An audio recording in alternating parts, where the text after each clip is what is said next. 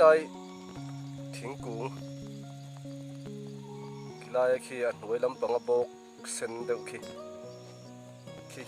ngal pui khoi ngal te pon tia chu tiang bu chu ni thing kung a hian bu hin nei zen lova a on deuh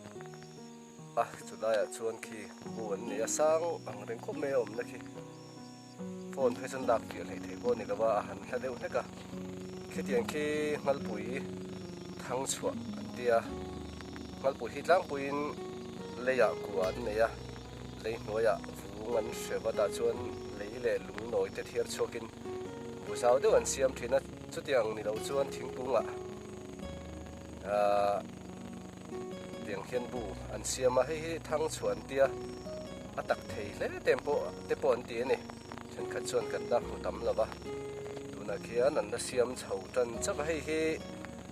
mai te khoram chung mai te khaw hnuai lok a awm ania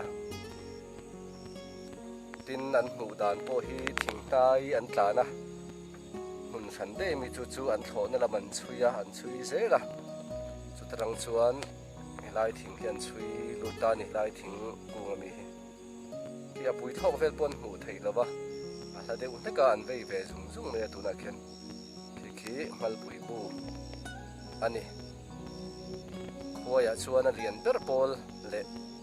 atak po tau em mai ne tuna khana pui pakhat chu thok chapa a chawsang holam hi hei tuna hin lu le chuak hi anom deuh zuta chawsang te chuak lam te po tian chu ni anom na thingkung khi asang deuh hleka thingri kung